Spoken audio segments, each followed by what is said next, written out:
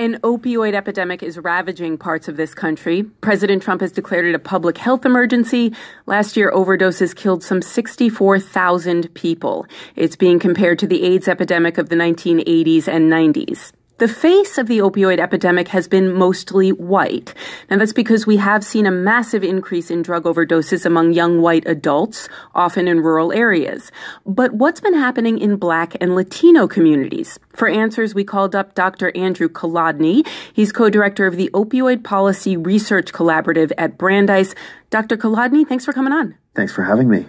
So by the numbers, white communities do seem to be suffering the most from this epidemic or impacted the most. How is opioid addiction affecting Black and Latino communities?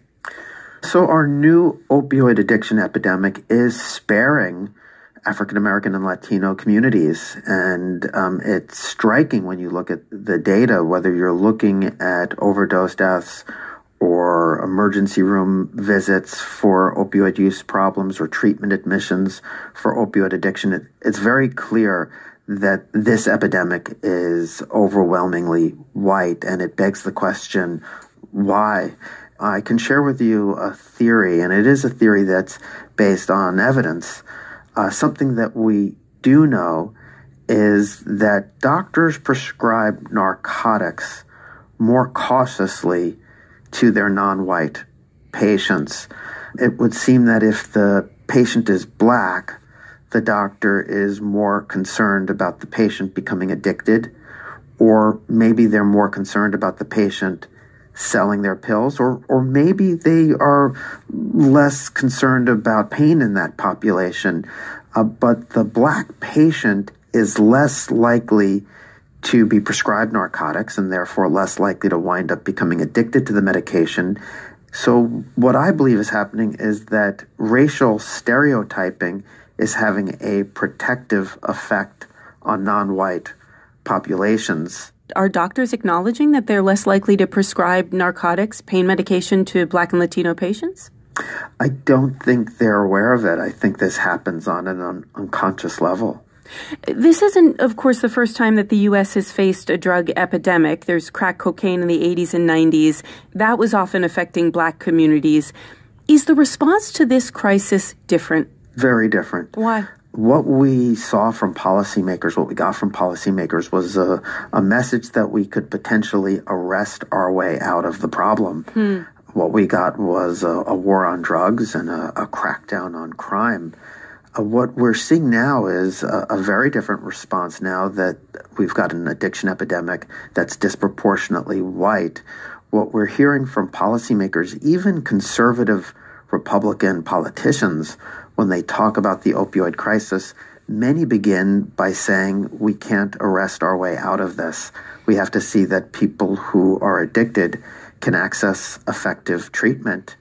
We didn't hear that during the crack cocaine epidemic. It's good that we're hearing it now. It's too bad we didn't hear it then. President Trump, interestingly, has declared this crisis a public health emergency, but not a national emergency. If it was a national emergency, that would allow federal funding, even access to FEMA funds, to go toward treating it. Does this fall short, do you think, of a national emergency? And what's the difference? Well, I don't know that the problem is so much the type of national emergency or public health emergency that was designated. My concern is that what we haven't received from the Trump administration is a plan for addressing the problem or a request from Congress for funding. What would a solution, what would a new system look like?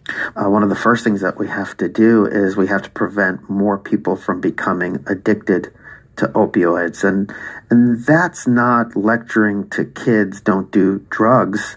More than anything else, that's about promoting much more cautious prescribing so that we don't directly addict patients and so that people don't indirectly become addicted because we've stocked everybody's home with a highly addictive drug. But we also have to recognize now that the genie is out of the bottle. Millions of Americans are suffering from opioid addiction. We have to see that they can access the most effective treatments very easily. If you're opioid addicted, when you wake up in the morning, you're going to need to use an opioid pretty quickly, or you're going to be feeling very sick. We want that individual to be able to access effective outpatient treatment more easily than they can access pain pills, heroin, or fentanyl. If that person wakes up and they've got $20 in their pocket and they know where to go get heroin, that is what they're going to do.